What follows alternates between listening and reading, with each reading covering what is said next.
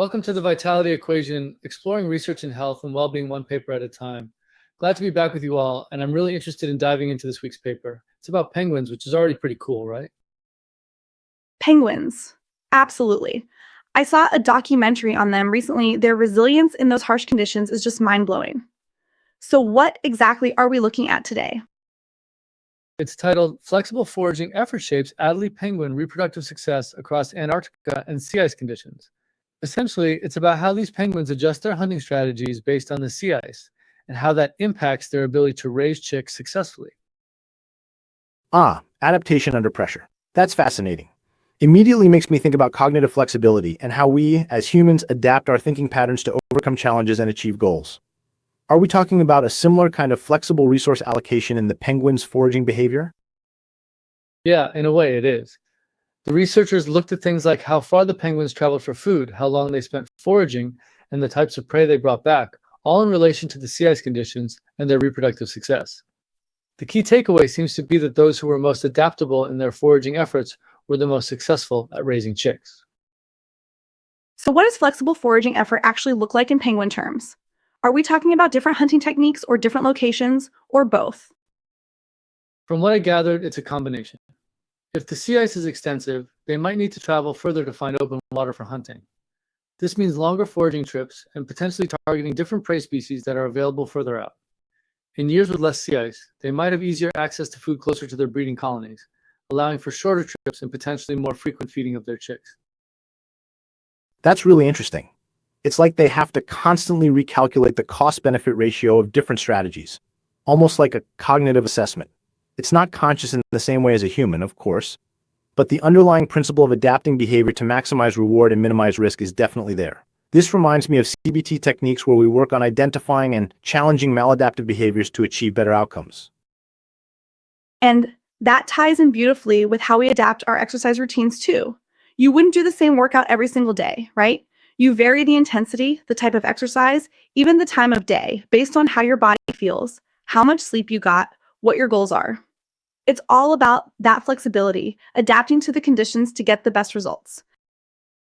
Exactly. It's a powerful metaphor for our own lives. If we're rigid in our approach to health and well-being, we're going to struggle when things get tough. This makes me think about stress management.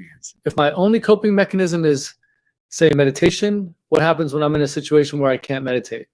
I need other tools in my toolbox. That's a crucial point. Cognitive rigidity is a major factor in many mental health challenges. We see it in people who get stuck in negative thought loops or who struggle to adapt to new situations. CBT helps people develop that flexibility by teaching them to identify and challenge those rigid thought patterns, replacing them with more adaptive ones. It's like retraining the brain to forage for better solutions. It's the same with physical fitness. If you only ever do cardio, you're going to be less resilient when you need strength or flexibility. A well-rounded fitness routine incorporates different types of exercise to build overall resilience. And sleep is key to that too. It's your body's chance to adapt and recover from those challenges. And thinking about the meditation angle, this penguin example reminds me that I need to be flexible in my meditation practices too. Maybe some days a longer, more formal session is great.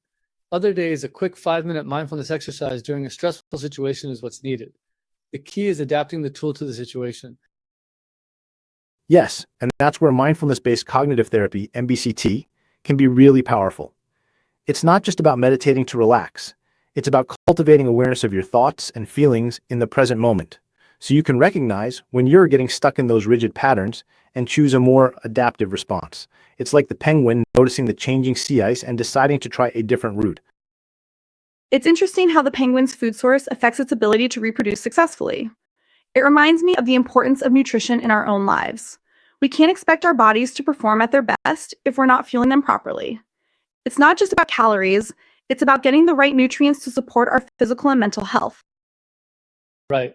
And it's not just about eating healthy foods, but about being mindful of how different foods affect you personally. Some people thrive on a certain diet, while others don't. It's about experimenting and finding what works best for your body and mind. This flexibility and adaptability can inform my health choices. That's a perfect analogy to personalized cognitive strategies. What works for one person in managing their anxiety might be completely ineffective for another. It's about experimenting with different CBT techniques, mindfulness exercises, or even creative outlets to find what helps you regulate your emotions and manage stress. It's not a one-size-fits-all approach. Definitely. And it's the same with sleep. Some people need 8 hours of sleep to function properly, while others can get by on less. The key is to listen to your body and adjust your sleep schedule accordingly. And creating a consistent sleep routine can also help your body adapt and optimize its restorative processes. I keep learning how my body heals during sleep. This penguin study also highlights the importance of environmental factors. The sea ice conditions have a huge impact on their foraging success. Similarly, our environment plays a significant role in our health and well-being. Are we surrounding ourselves with supportive people? Are we creating a home environment that promotes relaxation and reduces stress? Absolutely. Our social environment is a huge determinant of our mental health. Feeling isolated or unsupported can significantly increase stress and vulnerability to mental health challenges. Building a strong social network and cultivating positive relationships is crucial for resilience. It is all a part of environmental stimulus. And the physical environment too. Access to green spaces, clean air, and safe neighborhoods all contribute to our physical and mental well-being. Even things like natural light can impact our mood and sleep patterns. It's about creating an environment that supports our overall health. This makes me think about the concept of nature deficit disorder. We're increasingly disconnected from nature, spending more time indoors and less time in natural environments.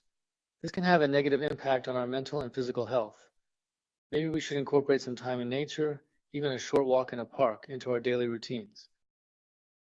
That's a really important point. Studies have shown that spending time in nature can reduce stress, improve mood, and even boost cognitive function. It's like giving our brains a chance to rewild themselves, reconnecting with our natural environment and escaping the constant stimulation of modern life. And it's not just about mental health.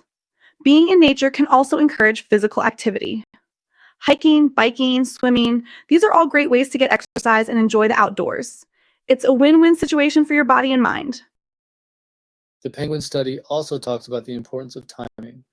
The penguins need to time their foraging efforts to coincide with the breeding season. Similarly, timing is crucial in our own lives.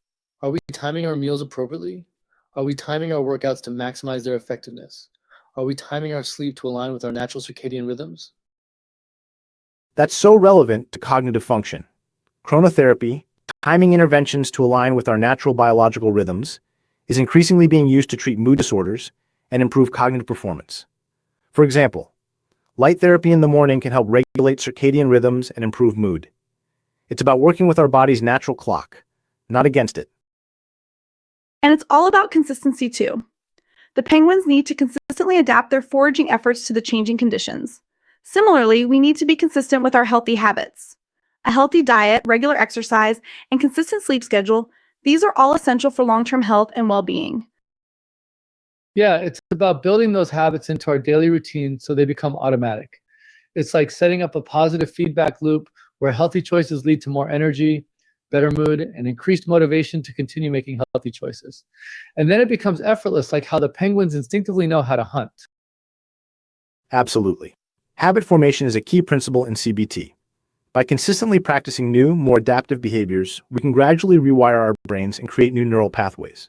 It takes time and effort, but with consistent practice, those new behaviors become automatic and effortless. Almost like a new cognitive program is being installed. And that's where consistency in sleep really shines. When you stick to a regular sleep schedule, your body gets into a rhythm, making it easier to fall asleep and wake up at the same time each day.